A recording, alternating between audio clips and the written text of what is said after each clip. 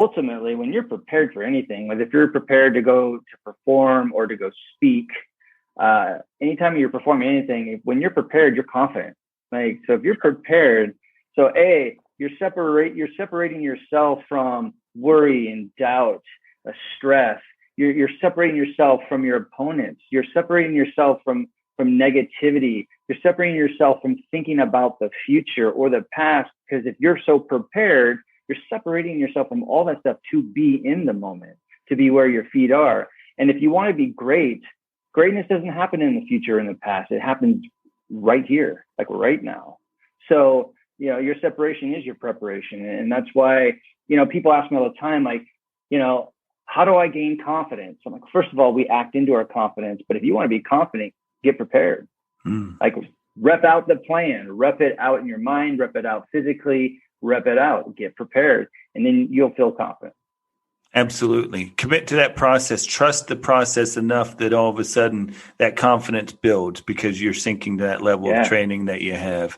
It's one of those things we talk about when people are so results focused that ends up, the byproduct of that ends up being stress and anxiety because they're so focused on that outcome. But the ones that really just dial into that commitment to the process are going to be a lot better off in the long run and a lot more even keel because they're not really as rattled thinking about what might happen, what could happen, from a result standpoint. And what's funny when we talk about like results and outcomes, obviously they are out of our control because if we can control them, we'd be batting 1,000, right? Mm-hmm. So I always tell athletes, I understand that stats and results and outcomes are the way we're evaluated, but coaches do that, scouts do that. Let them deal with the results and outcomes. But for you, if you're going to evaluate yourself, evaluate when you're training or you're at practice or you're in a game, when you're done with it, how present was that? How was my attitude, my effort, my energy? And put an evaluation, like a system in place where you can truly not worry about how many hits you had and stolen bases, whatever it is truly look at how present.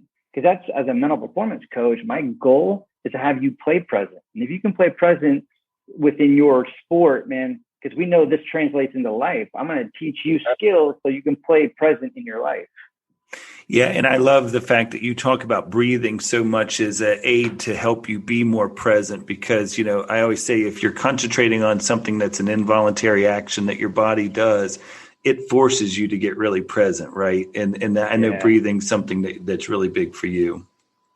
Big time. I mean, it's so funny, like, as I progress and I grow as a mental performance coach, I've always said the basis of this work is breathing. And it is, like, don't get me wrong. But then, like, as I've gotten more into it, and I got a little more spiritual with my work, the basis of all this work is energy. So, what fuels our breath is energy. And so that's one thing that it's not that I don't think that we don't focus on it within our field, but I don't think it's focused enough to really understand energy management. How do we cultivate energy? How do we sustain it? How do we protect it? And what are some of the things in the moment that we can do within our control to affect our energy? So the more I always look at it now, energy and breath. If you want to get really present, you want to make better decisions, you want to increase your focus, energy and breath, get that relationship going. Yeah, that's really, really good. I'm going to steal that. I think that energy piece. I really like that a lot. Dig into that some. So Grant, let's talk about some of these 9 best practices of the next one-up mindset. And what I'd love to do, if you don't mind, is just spend a couple minutes on each one of them. Maybe just what's your top of mind thought on it, just for the listeners, because I'm definitely encouraging everybody to go buy this book. Where can they find the book, by the way, while we're talking about it? Amazon, I know, is where I got it, but where else? Yeah, you can Amazon and pretty much any online retailer, or you can go to my website, GameFace Performance, and you can find all the things, all the resources that I sell there, along with my book. So it's another place you can buy it. Perfect. So the first one of the best practices is turning crisis into opportunity. And I think you showed why that's such a big part of your life through those surgeries and stuff. But any thoughts on that? Yeah, I think, when you think about crisis, the word crisis, when you think about success, you think about joy, love, grit. Like, we all understand what those words mean, but we all have an internal representation that's different. So all three of us are on this call. We know what a crisis is, but guess what? A crisis could be super small. It could be monumental, but it could be through your eyes. So first of all, when we think about, being the next one up, if you're not prepared, you're on the sideline, your number's called, bingo, there's that crisis, holy shit moment, right? So that could be like, oh my gosh, like I'm getting brought into the ninth inning, it's bases loaded and 2 outs, and there's I'm not ready for it, right?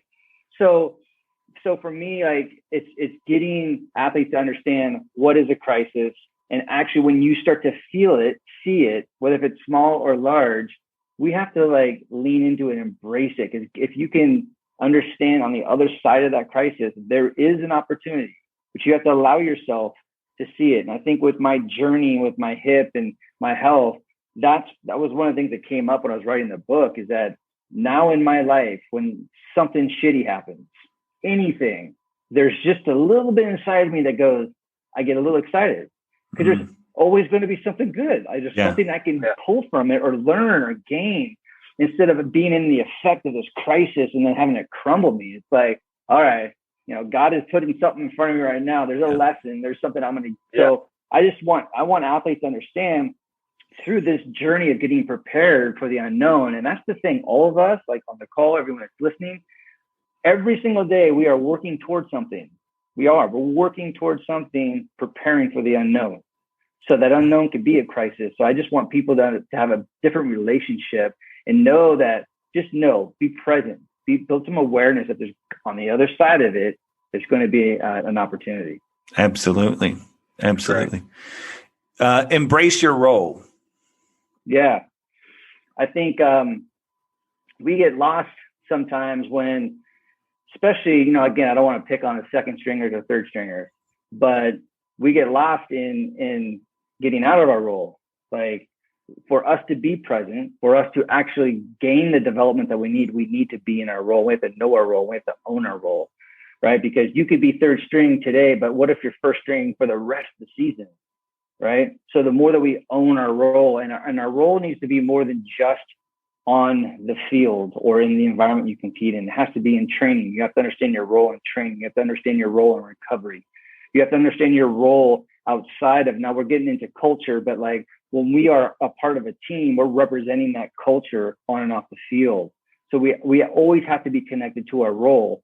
So I just think the more we know what our role is all about, that ownership, that when our number's called, then I think we're just more connected, right? And we're not just shooting from the hip and hoping that I do well. Like, you've been in your role and connected to it throughout the whole process.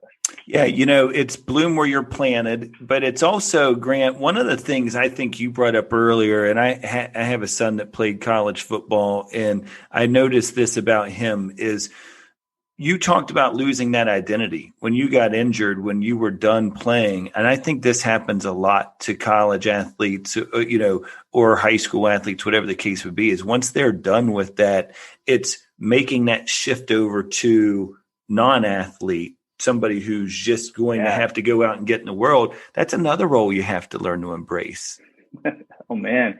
Thank you for bringing that up, because I was just on another show today talking about that. And I think transition, if no matter what level and what sport you are, you're going to transition regardless, especially if you're putting a lot of time towards that sport, you have to transition out. And I think understanding that role, but I think what helps that whole transition in moving from that one role to the next is, and this is something important for coaches, is to teach our athletes that the sport you play is what you do. It's not who you are. And when we talk about coaching the heart of the athlete and getting to know the athlete, that's an awesome opportunity to share with them, to get them discussing, who are you? Like, who are you outside of playing baseball, right? And then once they know that, then they can actually know how to go into, when they start to go compete, then they can switch their warrior mindset, leave who they are and become what they do. And then they have to switch back into who they are when they're done playing baseball. So that process is the same thing when you transition from your sport into life. And so I think when we can really have these conversations with athletes to really understand, hey, sports is just what you do. It's not who you are.